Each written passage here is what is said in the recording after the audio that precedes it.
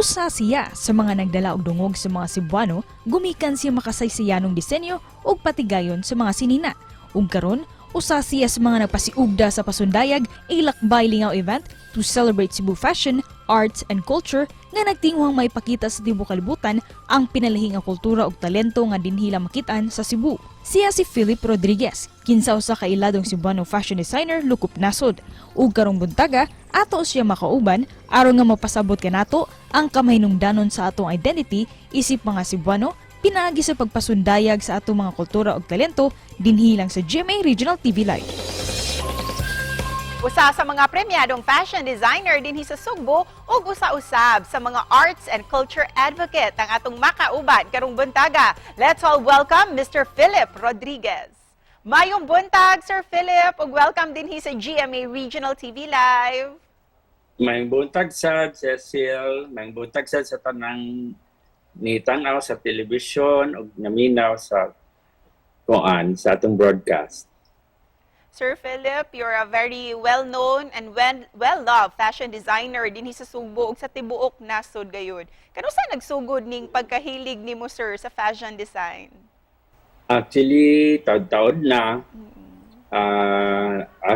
after na sa akong college education nga ni sugod ko, and then na timing ang akong family naa sa kuan fabric business, nag-retail mi mga telahan. So ako ni manage, kinahanglan ko mamligya gyud kog tela, so ako nihatag kog suggestion unsay ilang ang ay buhaton sa tela hangtod nga niyon sa ikaw na lay design, hangtod ikaw na lay himo, hangtod himo na lang kog designer.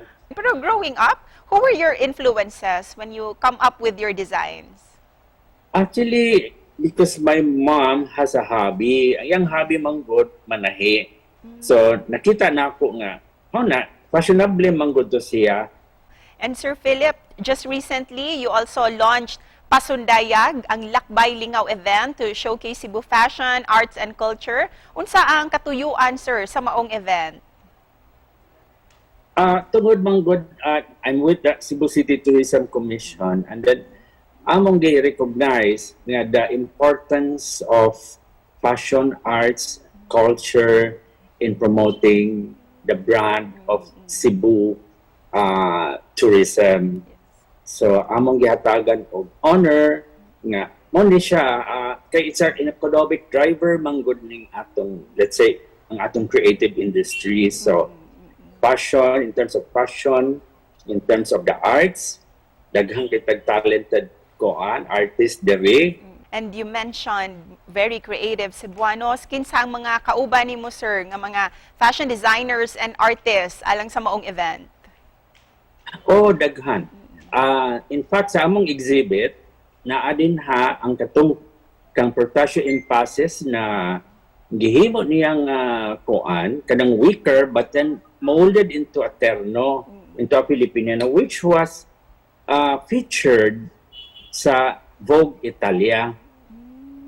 Doon na sa dinha ang trabaho ni Mr. Edwin Au, nga bago lang siya nga nagpakita sa iyang trabaho dito sa Kuala Lumpur. He did a fashion show dito sa KL and showcasing the Cebuano creativity.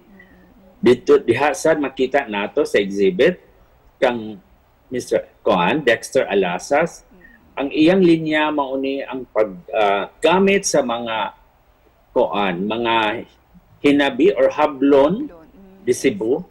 Ako sad pag 2020 dito sad nako ni presentar sa ko dito sa Cultural Center og version sad nako dito sa og mga akong terno nga na-influence sa atong religious influence during the Spanish time. Congratulations sa very successful launching, and thank you so much for collating all the artists dinhi sa Sugbo para makita sa kadaghanan, Sir Philip. Yeah. You mentioned earlier that you wanted to pass on the skills and the training and also the appreciation ilabi na sa mga kabatan-unan aron mapabilin kining mga arts and culture na to. Para kanimo, Sir Philip, in what ways nga makatabang ang kabatan-unan aron mapabilin ning atoang kultura? The reason why nga amos lang ipasundaya o among gi-exhibit ang ilang trabaho para ma-aware ang mga katawhan. Doon na diyan ni sila mga ingon-aning gipanghimo, no? Kung pa day gihapon, existing pagiday sila. Unya, pwede din na nato magamit sa bagong modern use. Busa sir, unsay tambag o advice nimo sir para usab sa mga aspiring designers and creatives, ilabi na nga ilado gayud ang mga subuanon sa atoang creativity? We always look back sa atong culture. We try to apply something from our koan sa atong kultura, sa atong mga design, para to create our own brand, our own identity, pabili nato makalimtan who we are, because our culture is our soul of the place. So, kinahanglan, dili ta murag taga-asa ta, kundi kita, Pilipino, Cebuano, na doon na tayo own identity. We should have this pride of place. Ug daghang salamat Sir Philip sa pagahin og oras karong buntaga. Thank you so much, sir. Salamat, amping, Amping. sa tanan.